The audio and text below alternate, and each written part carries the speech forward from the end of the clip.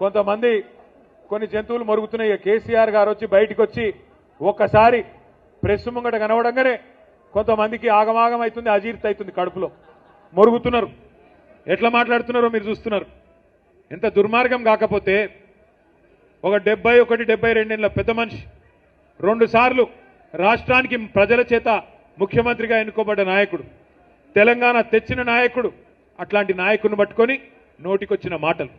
ఒకసారేమో కాలిరిగింది అని ఆనందం, ఇంకోసారేమో ఆయన చచ్చిపోవాలని చెప్పి శాపనార్థాలు. ఇది మంచిదేనా? ఇది మంచి పద్ధతేనా? మాకు రావా మాటలు, మాకు రావా బూతులు?